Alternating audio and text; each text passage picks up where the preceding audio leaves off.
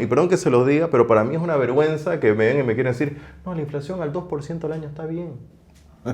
No, porque te lo dicen eso, los sinvergüenza. Y te lo digo, gente, estamos entrando al gobierno. Muchas veces algunos tipos me decían, próximo ministro de Economía, la inflación al 2% está bien, Rodrigo. Metas de inflación. Metas de inflación. Oye, casi le digo, metas de inflación, 2% al año te voy a quitar tu patrimonio. ¿Qué te parece? Porque es eso. No le pongamos otro nombre. Es robarle 2% del patrimonio todos los años a la gente.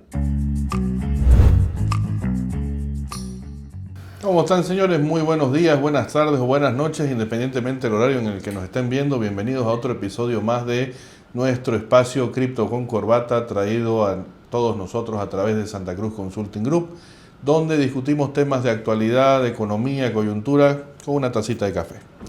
El día de hoy nos acompañan, y agradezco nuevamente la presencia de Ronald Melunge, socio fundador de Santa Cruz Consulting Group, con quien estamos liderando este lindo proyecto.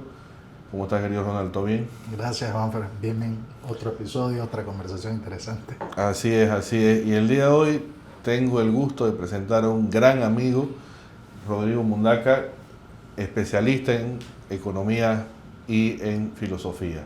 Creo que es importantísimo contar con personales, con perfiles como el tuyo, para poder opinar y discutir temas relevantes de coyuntura y que los pueda conocer la gente en espacios como este, distendidos, donde podamos hablar y discutir sobre temas que al final del día sí importan, pero muchas veces no sabemos por qué importan. Muchísimas gracias por estar acá. Para mí es un placer estar con dos grandes amigos, con Ronald y con Juanfer, aquí a su disposición de poder charlar, hablar y hacer algo interesante, ¿no? Para poder mostrar realmente, como yo siempre digo, las bases de la economía que hoy y la filosofía que se tienen que plantear. Volver a las bases, yo siempre digo, hay que transmitir esa teoría profunda que muchas veces se quiere charlar de tipo de cambio, se quiere charlar de inflación, pero hay cosas de base que yo creo que hay que entenderlas, ¿no? Mira, yo estaba muy feliz de invitarlo a Rodrigo, que está aquí con nosotros. De las conversaciones que tenemos con vos, Juanfer, ahí por detrás de cámaras y con nuestros amigos, de los pocos que sustentan sus opiniones con haber leído filosofía económica y filosofía política y de dónde viene la razón del por qué se hacen las cosas, te das cuenta que el accionar de ciertas líneas políticas globales no viene de porque sí, porque se nos ocurrió y es medio que lo estamos haciendo porque ahorita estamos intentando resolver algo, sino que viene de líneas económicas y políticas de muy larga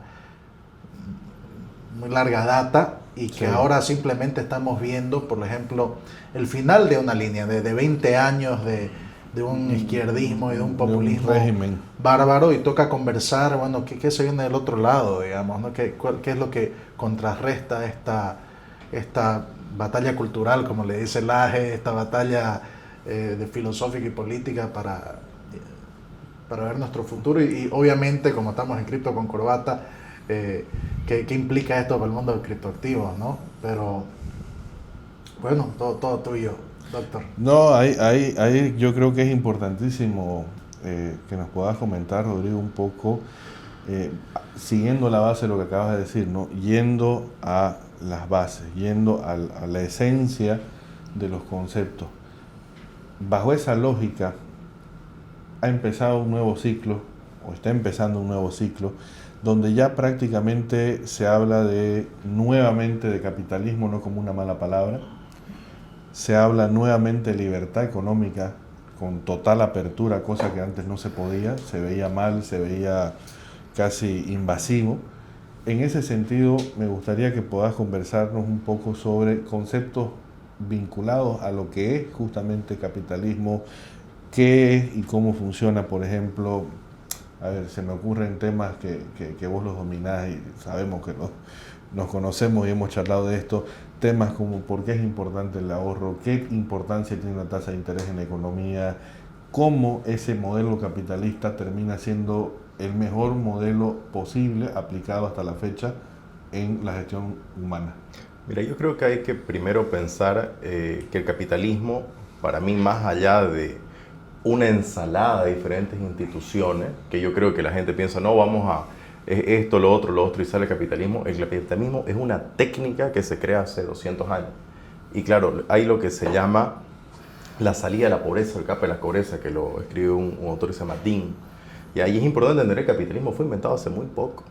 Antes la gente se moría, es decir, hasta 1750, que hubo la revolución industrial, se moría, ¿me entendés? De cada 10 niños se morían 7, 6 niños. No había suficiente alimento. Es decir, el capitalismo te da una calidad de vida que nunca se había visto. Si lo que tenemos hoy, es decir, si ustedes se ponen a pensar, el rey de 1500, 1400, vivía, ¿me entendés? Mucho, mucho peor que la persona de menos ingresos de hoy en día. Es decir, el capitalismo te da la diferencia, pero el capitalismo, ¿qué es? Lo que pasa es que yo quiero entender qué es. Primero, hay que imaginarse lo que yo digo, un agricultor de África, del país más pobre que podamos ver. El señor que tiene un palito, está escarbando en el suelo y está poniendo una semillita y la está tapando, ¿no? Ese agricultor posiblemente trabaje 15 horas diarias, no llega a fin de mes y realmente es pobre, ¿no? Pero también por otro lado tenemos un agricultor suizo en un tractor Massey Ferguson, con aire acondicionado, con GPS, escuchando música, que trabaja 7 horas diarias y hace 150 hectáreas en 4 horas. Y el otro agricultor hizo, no sé, media hectárea en todo el día. Entonces, ¿qué es lo que diferencia uno del otro? Los dos son agricultores. Son los bienes de capital. Los bienes de capital es lo que hace la diferencia. Y los bienes de capital vienen de una técnica que se inventa en 1750, más que nada se perfecciona con los años, que es para mí lo esencial y lo principal dentro del capitalismo, que es el ahorro. Y el ahorro no estamos hablando. Del ahorro hoy en día nadie puede ahorrar. Pero hay que diferenciar dos cosas, el ahorro y el atesoramiento. Atesorar es guardarse el dinero debajo de su colchón, lo estoy guardando. No, el ahorro es dar del dinero a un intermediario y ese intermediario lo presta con una tasa de interés a otra persona. Eso quiere decir que el ahorro fue un invento, una productividad basado en ¿qué? En la frugalidad, en valores. No se puede pensar el ahorro sin los valores precedentes ante el ahorro. Ahora, claro, para nosotros es muy fácil dárselo el dinero a un banco, el banco me da una tasa de interés y el banco se lo da. Pero imagínense las primeras personas que le dicen, oye, dame tu dinero, yo se lo voy a prestar a Ronald y yo te voy a pagar una tasa de interés. No existe el ahorro. Claro. Es decir, es un invento que la gente no se da cuenta de la importancia es una parte tan básica de nuestra vida actual que ya, pero es decir, el ahorro fue inventado hace ¿cuánto? 200 años.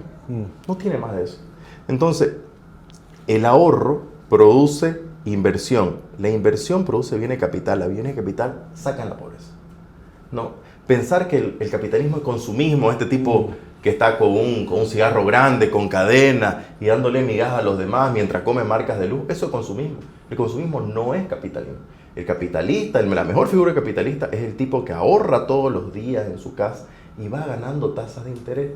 Porque la tasa de interés, ya lo decía un autor muy famoso, Hans Hermann Hoppe, decía, es el factor humanizante de la sociedad. Perdón un ratingo, agarrate todas las referencias que creo que va a ser muy interesante para los que nos escuchan profundizar en lo que vos decís ya. Entonces, por favor.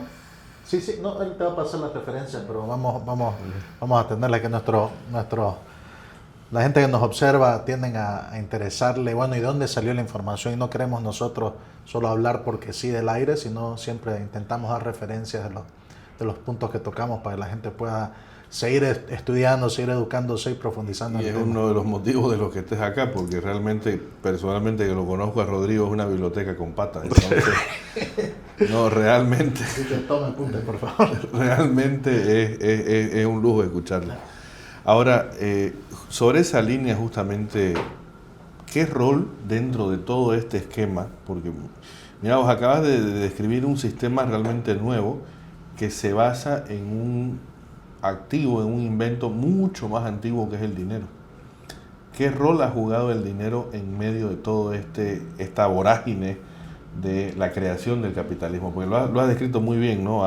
Ahorro te permite generar riqueza, la riqueza te permite generar bienes de capital, los bienes de capital te permiten eficiencia y la eficiencia te saca la pobreza. Ahora, ¿cómo juega el dinero o cómo jugaba el dinero y cómo juega ahora? Porque ahí podemos charlar también sobre ese quiebre, ¿no? El ahorro la moneda es una institución que sale del mismo mercado. El mercado somos yo y vos, somos la gente, ¿ya? Sale la misma gente, ¿ya? Y necesitan un bien que se podía ser aceptablemente, que se acepte entre las personas, que sea divisible, ¿ya? Y que tenga confianza. ¿no? Claro, ahí se van diferentes monedas, comienza con el oro, plata, el salario, por eso antes se le daba la sal, porque la sal se puede dividir, ¿no? En la antigüedad lo más aceptado fue el oro. El oro, ya, en la mayoría de los bancos centrales, cuando se crean los bancos centrales, que el gobierno, ahí por intromisión del gobierno le dice, el oro lo manejo, dame el oro, lo manejo yo y te doy estos papelitos a cambio que representan no sé, 1 kilo de oro, toma tu papelito, ya, se podía hasta manejar. Pero yo llego y llega un quiebre en la institucionalidad mundial, que es Bretton Woods.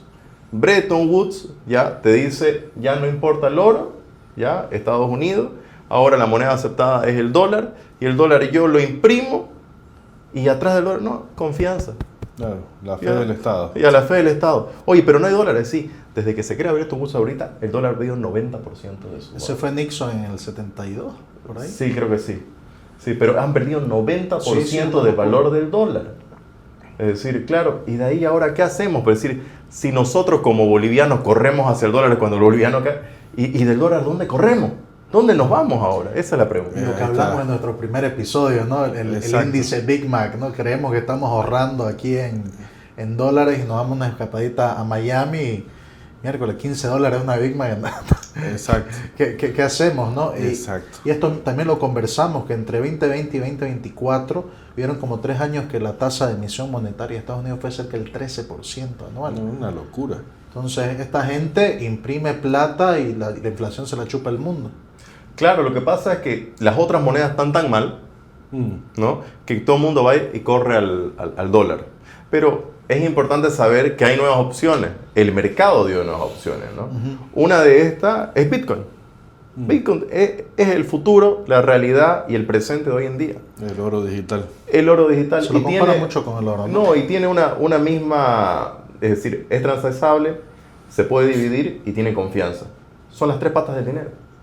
No, y además tiene el tema de que tiene una emisión limitada, que no es controlada por ningún banco central o ninguna persona, sino por las mismas normas y reglas matemáticas dadas por el Bitcoin, que se emite cada 10 minutos cierta cantidad de Bitcoin con un tope matemático que va a acabar de aquí a 140 años, ¿no?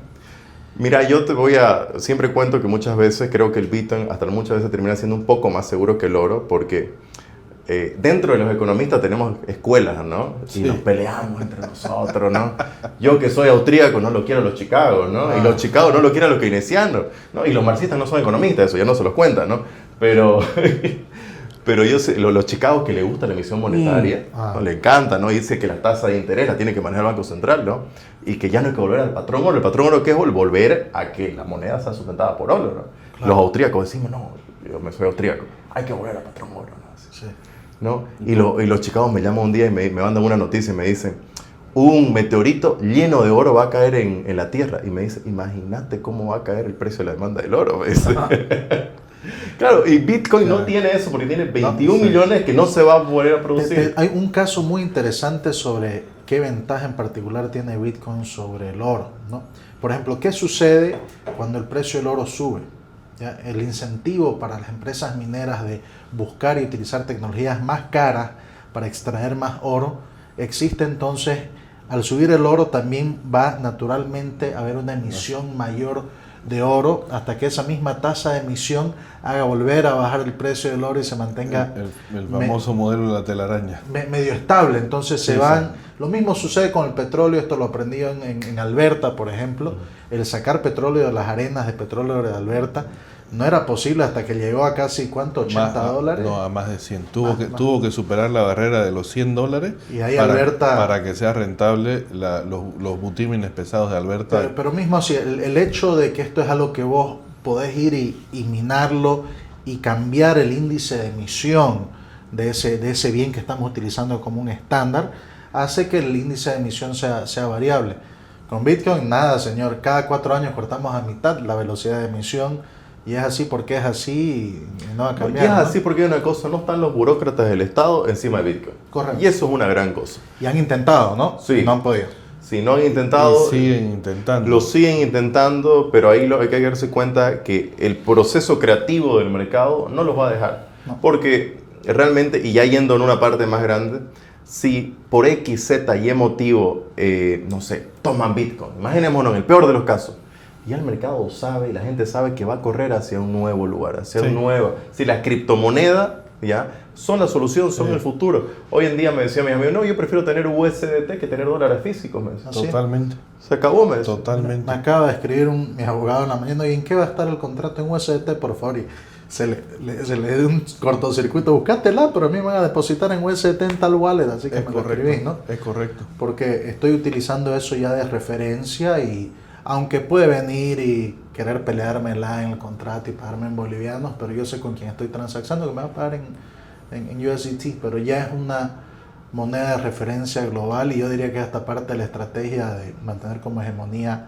el dólar de los americanos, ¿no? Puede ser también, ¿no? El tema de la globalización del uso del USDT como unidad de medida, digo yo más, ¿no? Y tirando más al Bitcoin como unidad de resguardo de tu dinero, como medida de ahorro, ¿no? Sí. Claro, volviendo al paralelismo, el oro físico y el papelito, Bitcoin, USDT, básicamente. Sí, pero seguimos con el tema de estar basado en dinero estatal, ¿no? Que en conversaciones con vos que hemos tenido siempre lo llamás vos que es totalmente inmoral. No, el dinero estatal está inmoral porque, a ver, vamos a ser claros, ¿por qué el boliviano se evalúa? No es porque haya falta de dólar, sino porque hay muchos bolivianos.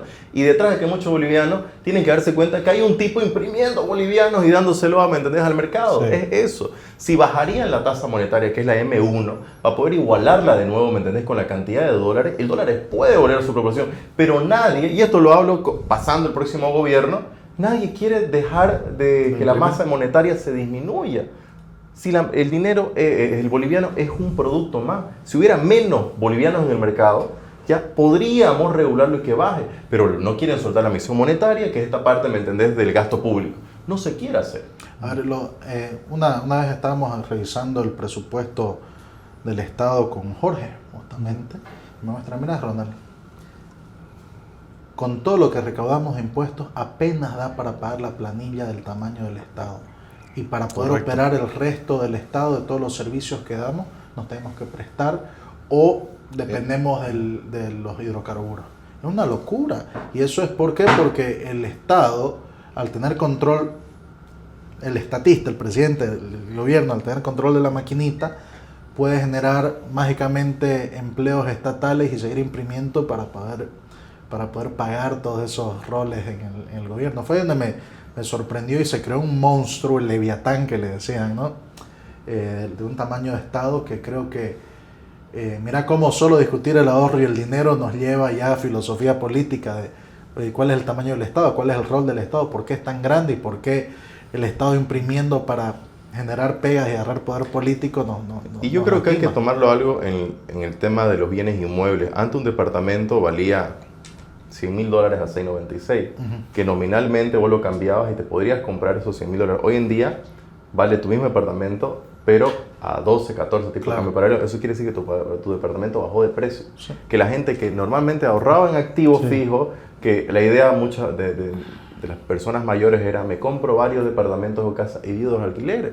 Y está bien, es una buena noción, son empresarios, están viendo eso. Sí. Pero hoy en día su patrimonio como persona se disminuyó, porque su activo se cayó. Sí, entonces el ahorro hasta en activos fijos que dependen del mercado del dólar, dependen del mercado del dólar paralelo del boliviano, lo destruyeron. 100%. Esa conversación la hemos tenido varias veces acá. Las que más han sufrido, van a sufrir, son aquellos que se están jubilando, que trabajaron toda su vida para comprarse su casa y para ver, bueno, qué hago con mi casa al final, cómo la monetizo, cómo hago una hipoteca al real para vivir de ello. Pero llegan a esta altura los que nacieron en los 60, en los años 50, y miran para atrás y ven que su casa, que hasta hace un año valía $100,000, ahora, bueno, te dan los mismos $100,000, pero a $6.96 no le alcanza para nada. A ver, el tema de las AFP son ahorros forzados. Sí. No le pongamos otro nombre. Sí. Son ahorros forzados. Ahorros forzados que la mitad de la AFP se ha ido, ¿para quién? Para el gobierno, para prestarse ellos mismos. Sí. ¿Ya? Yo habría que hacer la matemática, la verdad que sería espectacular, pero la otra vez creo que lo hicieron en Estados Unidos y decían que se podían haber comprado como 6 casas. si desde el momento que comenzabas, ponerle 27, 25, 26 años, hasta los 65, que comenzabas a aportar, pero lo darías realmente en las primeras 500 empresas, te daba para comprarte 5 o 6 casas. Así es. Es decir, hoy en día, si vos tenés un salario mínimo o si tenés, creo que hasta 10.000, 12.000 bolivianos, te vas a jubilar con el mismo monto. ¿No? Y el mismo monto nominalmente en dólares de lo que vos pusiste. Ya perdiste plata. Sí, Cada vez vale menos. peor en 30 años, que es el tiempo de... Es decir, y hay gente que se ha dado cuenta y le quiere escapar al tema de las AFP. Así. Es decir, las personas que vienen y me dicen, ¿sabes qué? ¿Cómo podemos hacer para tener contratos laborales, no sé, contratos por servicio? Porque no quiero para AFP, porque es una mentira, Rodrigo. Me dice. Y veamos, son los números. Y la gente me dice, no, pero no te pelees, son números. Oye, si tienen alergia al Excel, su problema es ellos ya. Sí. Sí. Mira, Totalmente. justamente a esta misma generación que su casa vale la mitad ahorita por este show, son los mismos que cuando se jubilaron, no sé qué normas o ley cambió el Estado y su jubilación vale nada. Gente que a lo largo durante toda su vida ha hecho aportes hasta altísimos, digamos, de 3.000, 4.000, 5.000 bolivianos, 6.000, 7.000 bolivianos, y están recibiendo 3.000 bolivianos y cada vivir hasta que tengan 100 años, creo, 110 años, creo que le ponen. Claro. Entonces el tema de las AFP, ese ahorro forzado, es complicado acá, ¿no? No me... Y sabes, quiero un tema que muchas veces se piensa que esto es por los grandes empresarios, todo eso, pero hay un tema importante, la inflación golpea de 5 a 6 veces más a los sectores más vulnerables. Sí. Es decir, Sí. no es, ¿me entendés? Ahí. ¿Por qué? Porque la otra gente se mueve rápido, está bien cambiadora, pero las personas de bajos ingresos son las más golpeadas por estos tipos de la inflación. Y perdón que se lo diga, pero para mí es una vergüenza que me ven y me quieren decir, no, la inflación al 2% al año está bien. No, porque te lo dicen eso, los sinvergüenza. Sí, y te lo digo, sí. gente, estamos entrando al gobierno Ya, muchas veces. sí. Algunos tipos me decían, próximo ministro de Economía, la inflación al 2% está bien, Rodrigo. Metas de inflación. Metas de inflación. Oye, casi le digo, metas de inflación, 2% al año te voy a quitar tu patrimonio. ¿Qué te parece? Porque es eso. No le pongamos otro nombre. Es robarle 2% del patrimonio todos los años a la gente. Ahí me haces recuerdo justamente lo que estás diciendo. Hay un autor que con seguridad lo conoce, Hulsman, que justamente él dice que la inflación es el disolvente de la sociedad, que al final de cuentas es la que realmente agranda las brechas entre los que menos tienen y los que más tienen, justamente bajo ese concepto que estás perdiendo, como vos decís, el patrimonio, pero no es lo mismo perder un patrimonio del 2% de $100.000 que perder el patrimonio de toda mi vida, digamos, llamémoslo así, que es 100.000 bolivianos. Pero es lo que ha pasado hoy, el tipo de cambio, si tu patrimonio, póngale que son bienes relacionados con el dólar, ¿ya? Y no tenés demanda, se te ha caído 50%.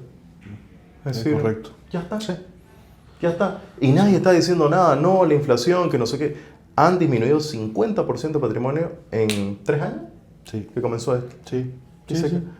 ¿No? Y todavía, perdón que se lo diga, hay gente, economistas grandes, que dice, no, el tipo de cambio tiene que ser barato para apoyar las exportaciones. No, porque te lo dicen, ¿sí o no, Juanfer? Sí. Te lo dicen, ¿no? O sea, ¿por Sí. qué? Porque no quieren que el gobierno sea el que baje los costos laborales o fiscales dentro del Estado. Que en realidad esa debería ser la solución. Al final del día, el único que no se ajustó el cinturón en estos 3 años que vamos de crisis es el Estado. Sí.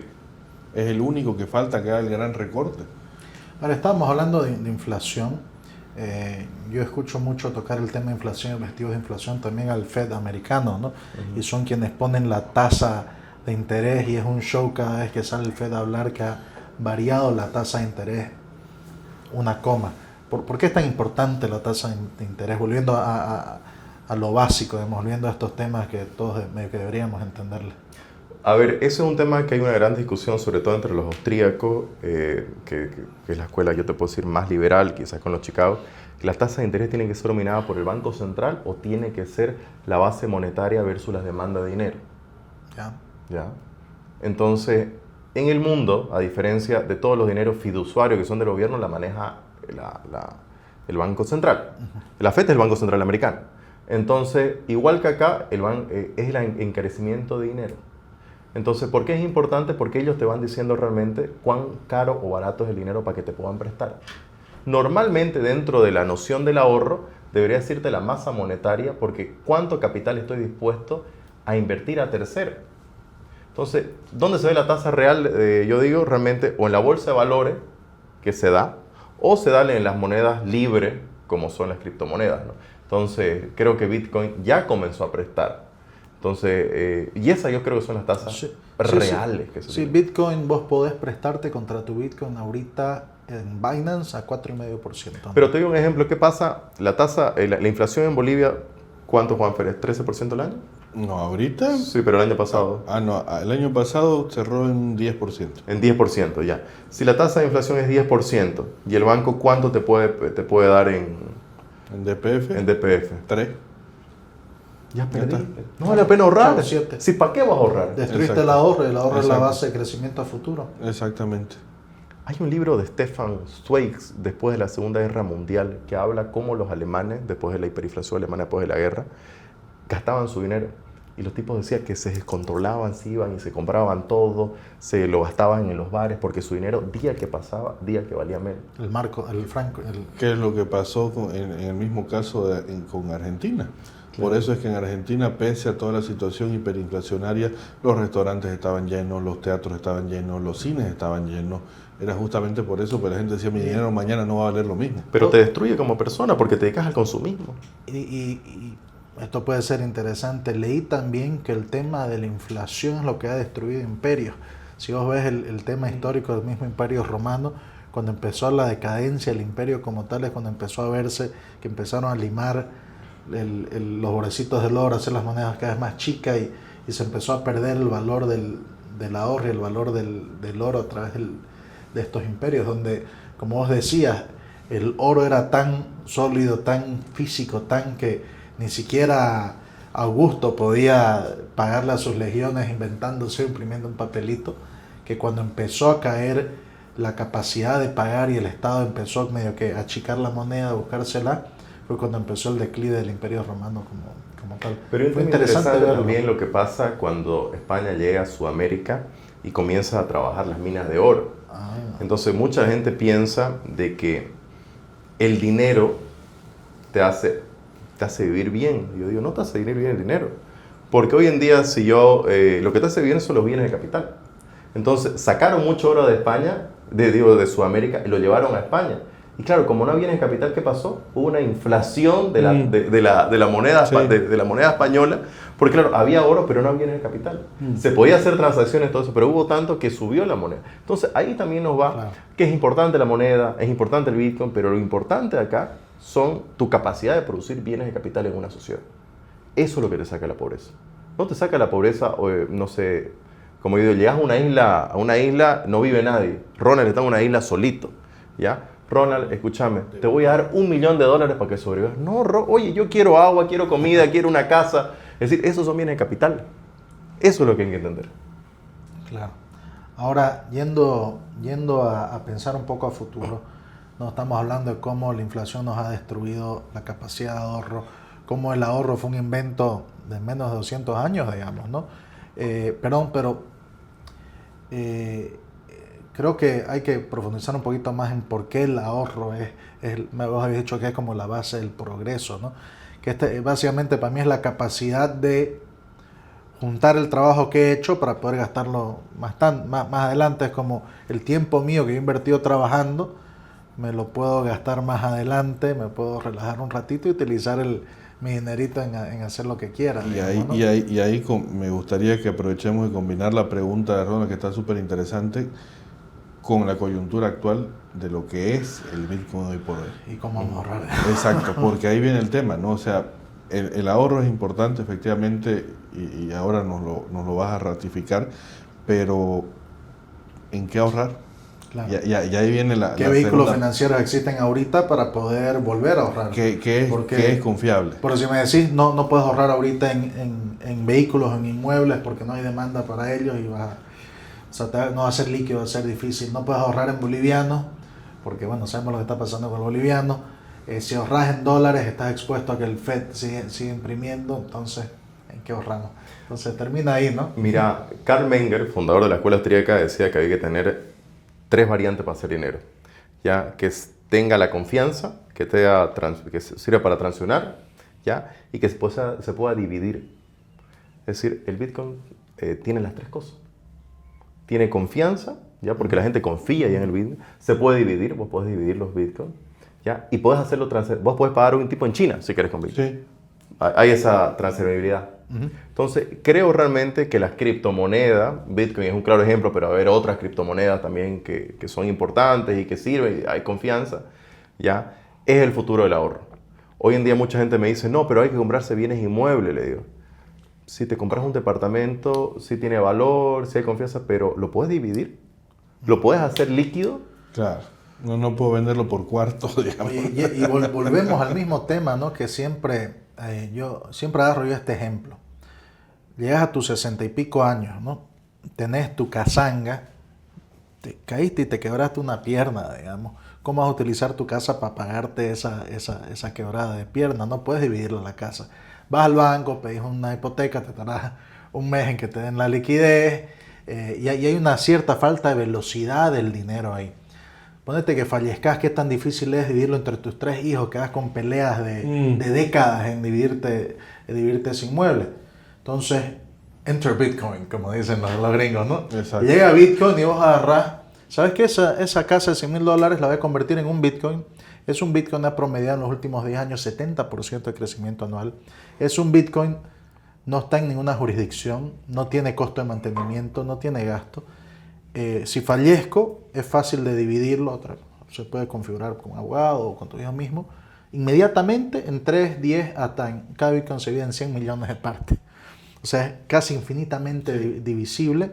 Lo más importante de todo es que podés acceder a la liquidez de tu ahorro de forma inmediata, más rápido que pedirte un pollo en pedido ya, por las cantidades que querrás para cubrir tu necesidad que tengas en ese momento. Te doy un ejemplo, esos $100,000 de tu casa, como está creciendo bueno, digamos que crezca el 25% anual para ser más conservadores, aunque ha promediado 50, 70, 10 años, los últimos 5 años ha promediado casi 60.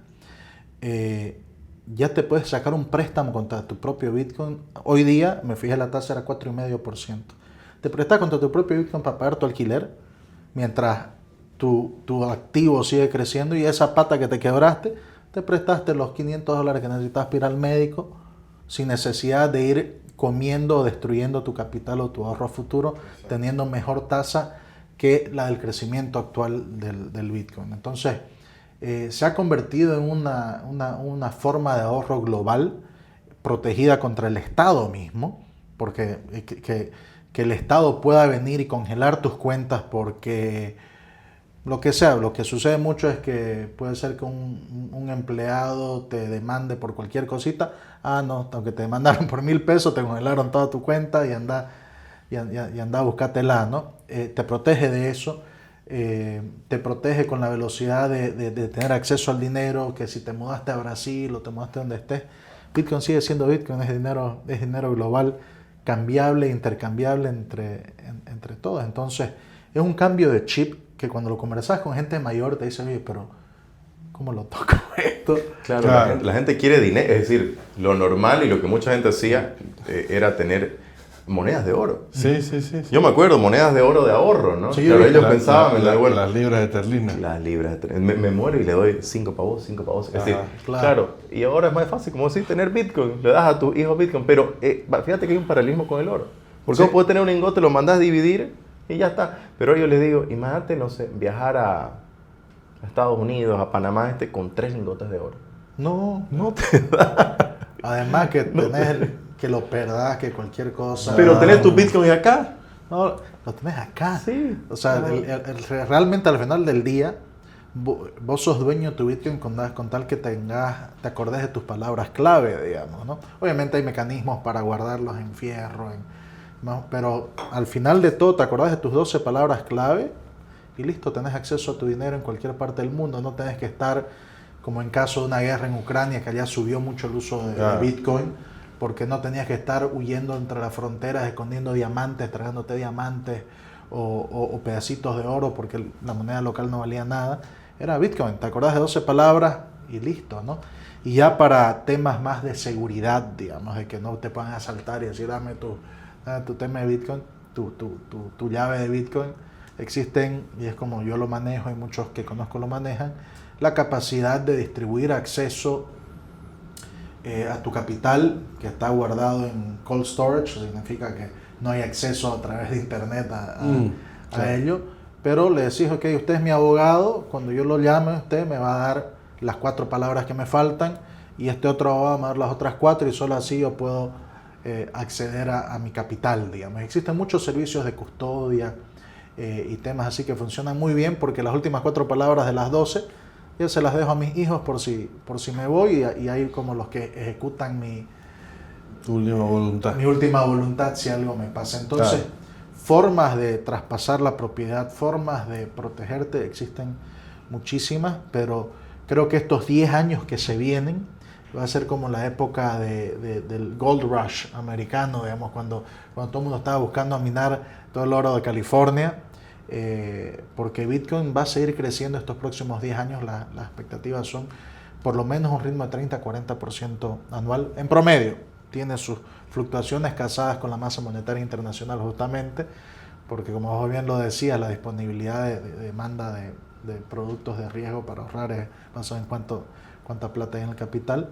Y esto nos dice que para los jóvenes que tenemos tiempo por delante, el ahorrar en Bitcoin ahora es lo que más tiene sentido, sí, ¿no? Y para las personas mayores, convertir su patrimonio a Bitcoin tiene sentido porque te protege y te da liquidez y te permite disfrutar de tus años dorados, si quieres ponerlo así, con mayor flexibilidad, sin estar preocupado de 10.000 cosas que puedan suceder en tus activos reales, ¿no?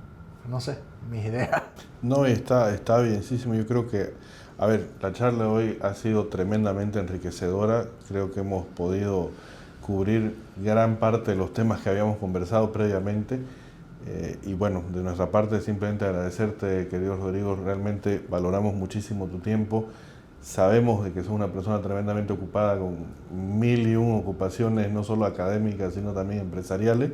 Así que de verdad agradecemos tu tiempo, agradecemos la apertura y me atrevo a llamarlo así, la cercanía con la que nos estás dejando esos conceptos que al final del día, como vos decís, el back to basic básicamente, ¿no? O sea, volvamos a las bases y en base a eso podamos avanzar. Y quiero aprovechar e invitarte, siempre tenés un espacio acá.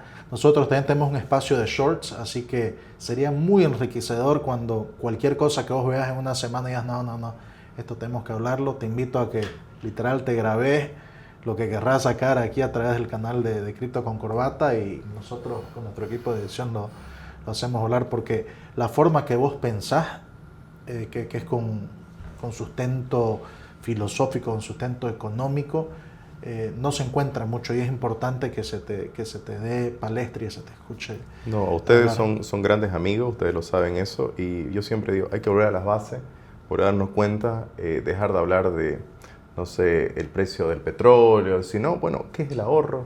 ¿Qué es la inflación? ¿Qué hacen los bancos? Temas básicos. Muchas veces uno se olvida por estar hablando de inteligencia artificial, pero, a ver, volvamos de nuevo a lo de abajo, al cimiento. Y cuando te das cuenta que los cimientos están mal, una economía no puede avanzar, una sociedad no puede avanzar, porque yo siempre, el valor del ahorro se mide en el valor de la sociedad. Y si no existe el ahorro como institución en una sociedad, la sociedad se termina destruyendo. El ahorro forma tu cabeza a largo plazo.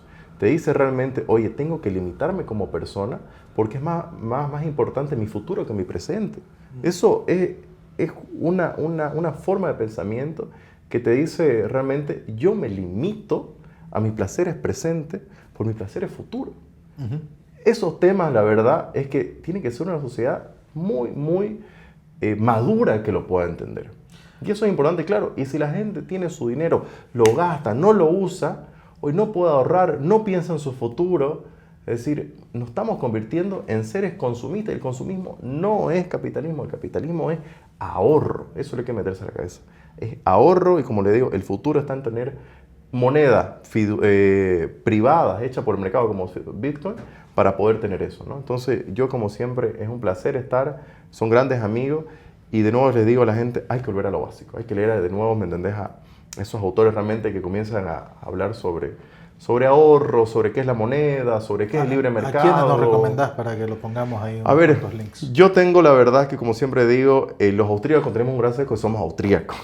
Entonces, yo leo a Karl Menger, ¿no? A Huerta de Soto, a Miguel Ancho Basto Baubeta, que para mí realmente es el mejor filósofo político que existe hoy en día, a Juan Ramón Rayó, ya que está vivo, tiene su canal, excelente Juan Ramón, a Hans Hermann Hoppe también, a profesor Bagus, al alemán, que es alumno de Huerta de Soto, a Mises, que hay que leer La acción humana, creo que es una responsabilidad total de la acción humana.